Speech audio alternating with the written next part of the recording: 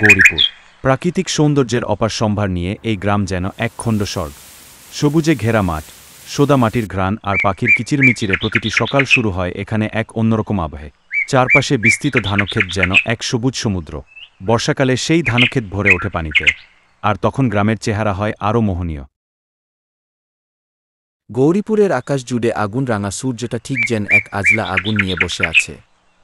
গ্রীষ্মকাল, সবুজ মাঠ আর খালবিল যেন একটু বেশি নিস্তব্ধ, আর গাছের পাতাগুলো অলস হয়ে পড়ে আছে। ধানের ক্ষেতগুলো কেটে ফেলা হয়েছে কিছুদিন আগেই। এখন মাঠ জুড়ে শুধু খড়ের গন্ধ আর শুকনো মাটির কষ্টের চিহ্ন। ছোট ছোট ছেলেরা খালের পানিতে ঝাঁপিয়ে পড়ছে। কাকডাকা দুপুরে খালের ঠান্ডা পানি যেন এদের স্বর্গ।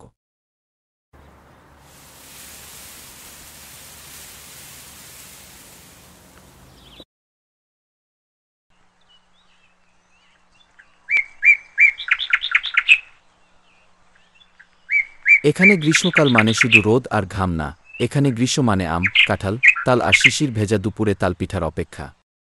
মানে বিকেলে গ্রামের ছেলে মেয়েদের হাঁটুপানিতে মাছ ধরা, আর সন্ধ্যায় পাখির বাসায় ফেরা।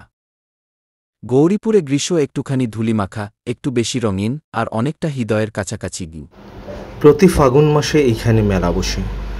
এই মেলায় ছোট বড় সবাই অংশগ্রহণ করে এবং বিভিন্ন আত্মীয় স্বজন গ্রামে বেড়াতে আসে এই মেলা উপলক্ষে, এবং সবাই সমবেত হয় এবং মেলা উপভোগ করে এবং এই গ্রামের প্রাকৃতিক সৌন্দর্য উপভোগ করে।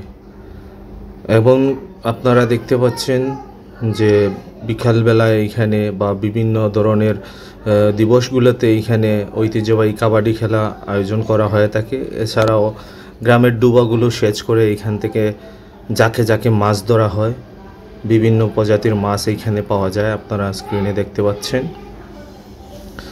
এমনকি বিকেলবেলা ডুবা পুকুরে এইরকম জাল দিয়ে মাছ ধরা হয়, এমনকি হাত দিয়ে গর্ত থেকে মাছ ধরে বের করে আনা হয়। সব মিলিয়ে প্রাকৃতিক সৌন্দর্যের এক লীলাভূমি হচ্ছে বালাগঞ্জের গৌরীপুর। বর্ষা মৌসুমে এখানে প্রচণ্ড বৃষ্টিপাত হয় এবং বৃষ্টিপাতের ফলে নদীগুলো পানিতে কানায় কানায় ভরে যায়।